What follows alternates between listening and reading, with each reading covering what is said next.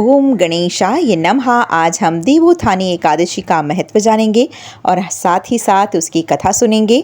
और ये एकादशी सबसे ही ज़्यादा महत्वपूर्ण एकादशी होती है क्योंकि ये कार्तिक मास में आने वाली एकादशी होती है और माना जाता है कि इस एकादशी का व्रत करने से और इसके व्रत का जो फल होता है वो अनंत गुना प्राप्त होता है। और ये कार्तिक मास में आती है, इसीलिए ये और भी ज़्यादा महत्वपूर्ण हो जाती है। तो अगर बाकी आपसे एकादशी से पहले वाली छूट गई है तो कोई बात नहीं, कृपा करके इस वाली एकादशी का आप व्रत जरूर रखें और अगले दिन इसका पारण भी सही समय पर करें और कुछ ना कुछ दान दक्षिणा जो भी हो सके यथाशक्ति आपको दान करना चाहिए। तो आइए शुरू करते हैं। उससे पहले यदि आपने मेरे चैनल को लाइक शेयर सब्सक्राइब नहीं किया है तो प्लीज कर दीजिए और कमेंट बॉक्स में जय लक्ष्मी नारायण जरूर ही लिखिए। इससे हमें मोटिवेशन मिलता है ताकि हम और अच्छी अच्छी वीडियोस आपके लिए ला सकें। तो आइए शुरू करते हैं। बोलो गणेश भगवान की जय। धर्मराज युधिष्ठिर कहने लगे कि हे भगवान, मैंने कार्तिक कृष्ण एकादशी अर्थात रमा एकादशी का सविस्तार वर्णन सुना। अब आप कृपा करके मुझे कार्तिक मास के शुक्ल पक्ष की एकादशी के विषय में भी बतलाइए। इस दिन एकादशी का क्या नाम है तथा इसके व्रत का क्या विधान है, इसकी विधि क्या है, इसका व्रत करने से किस फल की प्राप्ति होती है, कृपा करके यह विधि पूर्वक समझाइए। भगवान श्री कृष्ण बोले, कार्तिक मास के शुक्ल पक्ष में तुलसी विवाह के दिन आने वाली इस एकादशी को विष्णु प्रबोधनी एकादशी, देव प्रबोधनी एकादशी, देवोत्थान, देव उत्थव एकादशी, देव उठनी एकादशी, कार्तिक शुक्ल एकादशी तथा प्रबोधनी एकादशी भी कहते हैं। यह बड़े बड़े पापों का नाश करने वाली होती है और इसका महात्म्य मैं तुमसे कहता हूँ, ध्यान पूर्वक सुनिए।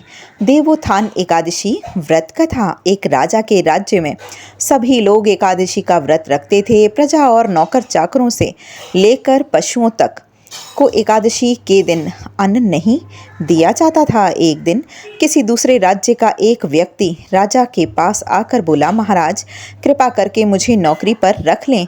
तब राजा ने उसके सामने एक शर्त रख दी कि ठीक है रख लेते हैं, किंतु रोज तो तुम्हें खाने को सब कुछ मिलेगा, पर एकादशी को अन्न नहीं मिलेगा। उस व्यक्ति ने उस समय हाँ कर दी, पर एकादशी के दिन जब उसे फलाहार का सामान दिया गया तो वह राजा के सामने जाकर गिड़गिड़ाने लगा, महाराज मेरा पेट नहीं भरेगा, मैं भूखा ही मर जाऊंगा, मुझे अन्न दे दो।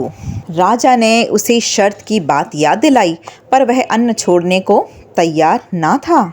तब राजा ने उसे आटा, दाल, चावल आदि दिए। वह नित्य की तरह नदी पर पहुंचा और स्नान कर भोजन पकाने लगा। जब भोजन बन गया तो वह भगवान को बुलाने लगा, आओ भगवान भोजन तैयार है। उसके बुलाने पर पीताम्बर धारण किए हुए भगवान चतुर्भुज रूप में आ पहुँचे और प्रेम से उसके साथ भोजन करने लगे। भोजन आदि करके भगवान अंतर्ध्यान हो गए और वह अपने काम पर चला गया।